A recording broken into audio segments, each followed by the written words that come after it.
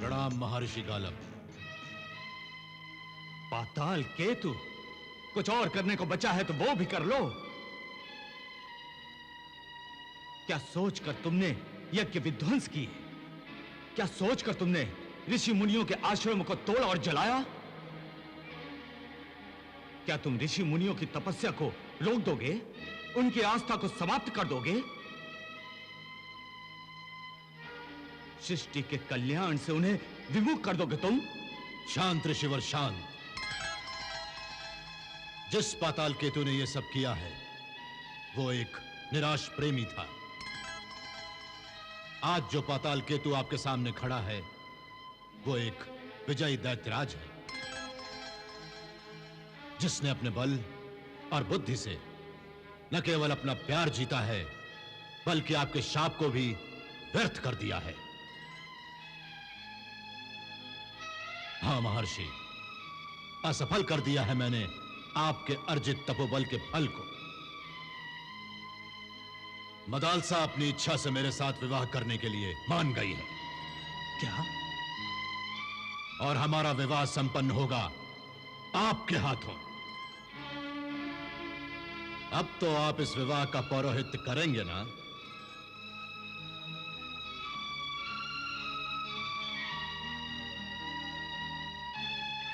विवाह के दिन आपको लिवाने के लिए मैं अपना महामंत्री भेज दूंगा।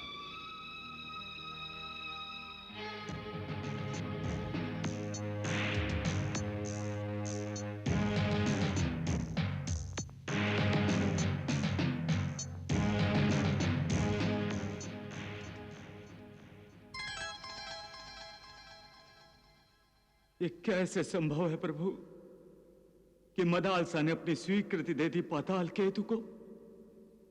हे भगवान दत्तात्रेय, ये मेरी समझ से परे है। क्या अधर्म विजयी होगा? क्या न्याय, अनीति, अनाचार राज्य करेंगे सृष्टि पर?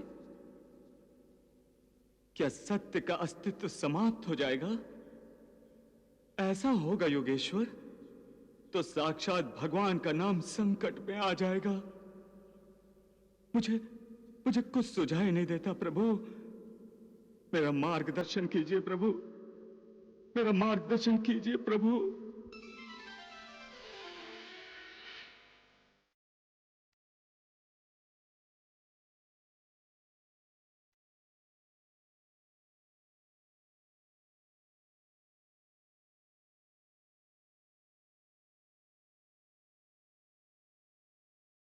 महर्षि,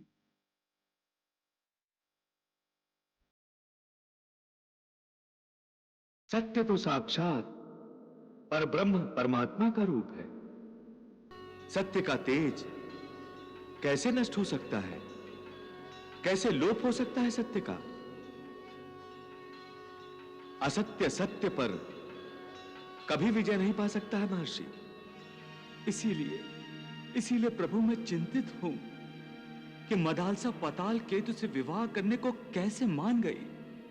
त्रिलोक कल्याण के लिए गालव ऋषि, सृष्टिवासियों की पाताल केतु से रक्षा करने के लिए ही मदालसा ने यह विवाह प्रस्ताव स्वीकार किया है। किंतु भगवान, क्या यह विवाह संपन्न होना उचित है? विवाह नहीं होगा महर्षि। राजा शत्रुजित का पुत्र ऋतुध्वज यह विवाह नहीं होने देगा और वो ही पाताल केतु का विनाश भी करेगा। क्षमा करें प्रभु, किंतु देवता भी जिस पाताल केतु पर विजय प्राप्त नहीं कर सकते, उस पाताल केतु का सर्वनाश ऋतुध्वज कैसे करेगा प्रभु?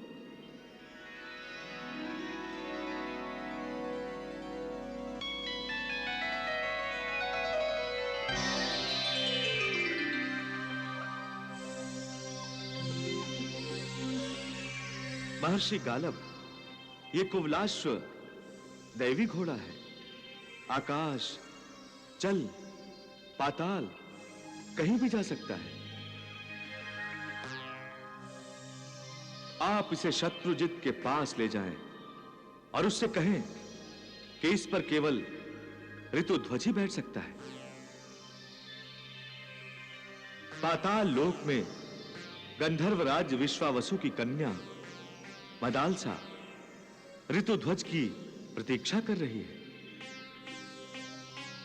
वो पाताल लोक जाकर पाताल केतु का वध करें और मदालसा को पाताल लोक से लाकर उससे विवाह करें।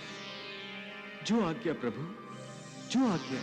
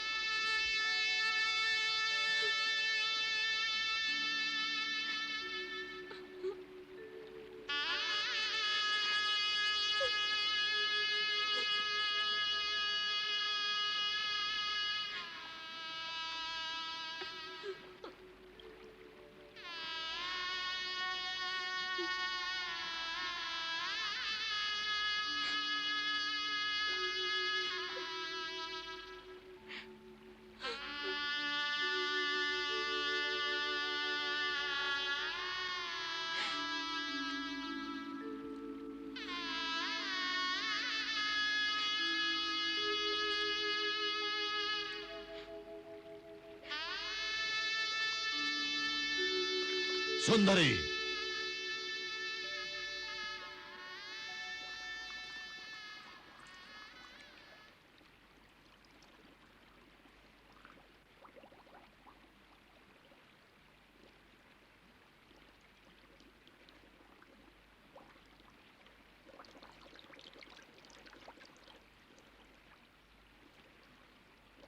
ऐसा क्यों है सुंदरी?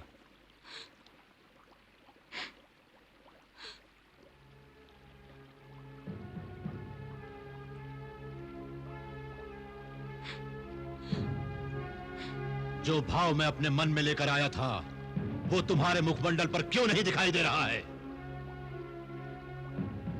क्या तुम इस विवाह से प्रसन्न नहीं हो?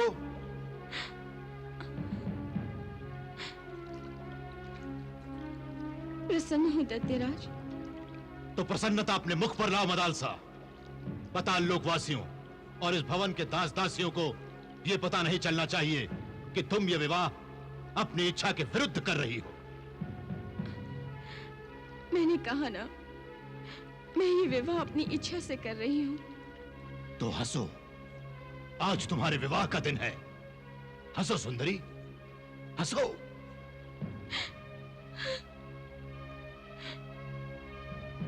हंसो सुंदरी, मैं कहता हूं हंसो, हंसो। आज तुम्हारे विवाह का दिन है। मैं कहता हूं हंसो सुंदरी।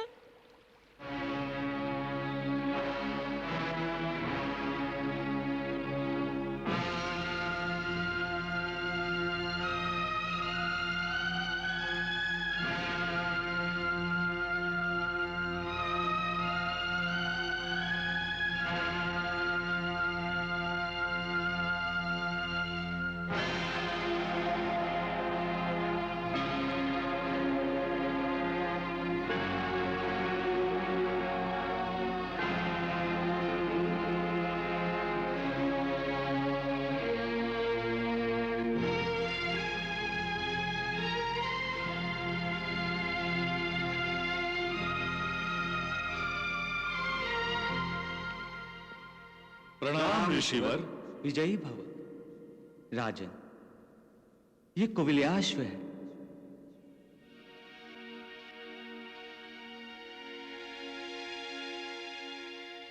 जल, पृथ्वी, आकाश, पाताल हर जगह पहुंच सकता है। इस पर किसी भी अस्त्र शस्त्र का प्रभाव नहीं पड़ता। इसीलिए भगवान दत्तात्रेय ने युवराज ऋतुध्वज के लिए ही भेजा है। महर्षि, भगवान दत्तात्रेय ने इसका प्रयोजन भी तो बताया होगा। हाँ राजन, दैत्यराज पाताल केतु गंधर्व कन्या मदालसा का अपहरण करके उसे पाताल लोक ले गया है। महर्षि, मदालसा तो स्वयं देवी सरस्वती का अवतार हैं। इसीलिए मदालसा को पाताल केतु के कारावास से निकालने के लिए युवराज ऋतुध्वज को इसी अश्व पर बैठकर पाताल लोक जाना होगा और त्रिलोक को पाताल केतु के अन्याय अत्याचार से मुक्ति दिलाने के लिए दैत्यराज का वध करना होगा।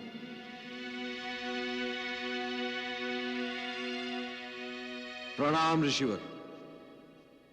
विजयी भव। मुझे आशीर्वाद दीजिए भगवान, मैं आपकी आज्ञा पूरी कर सकूं। महाबलवान पाताल केतु से मेरे पुत्र की रक्षा कीजिएगा प्रभु। मेरे पुत्र ऋतुध्वज पर अपनी कृपा कीजिएगा प्रभु। भगवान दत्तात्रेय की जय हो, जय हो।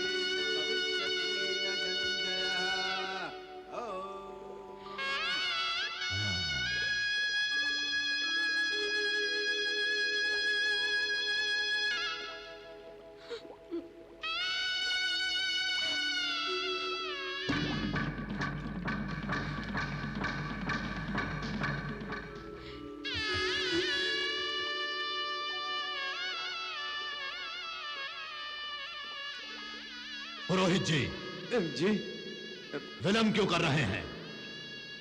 कृपया शीघ्र अतिशीघ्र हमारा विवाह संपन्न करें।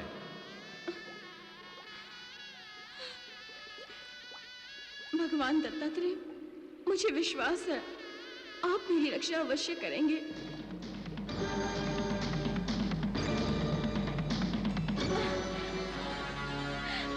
आ गया मेरा रक्षक, आ गया मेरा रक्षक, आ गया। प्रभु, आपने मेरी प्रार्थना सुन ली। प्रभु, मेरा रक्षक आ गया, मेरा रक्षक आ गया। मैं जानती थी प्रभु आप मेरी रक्षा अवश्य करेंगे।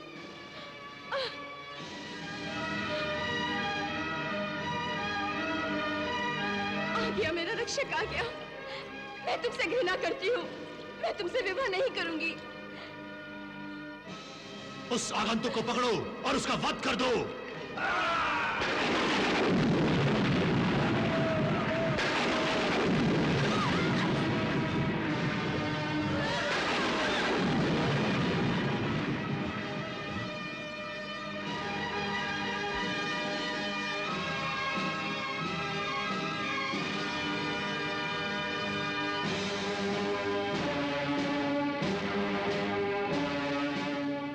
कौन हो तुम? ये पातालपुरी मेरी माया से पूरी तरह सुरक्षित है, फिर तुम यहां कैसे पहुंचे? यदि जीवित रहना चाहते हो तो यहां से लौट जाओ। लौटूंगा अवश्य, और लौटूंगा भी जीवित ही, किंतु तुम्हें जीवन रहित करके।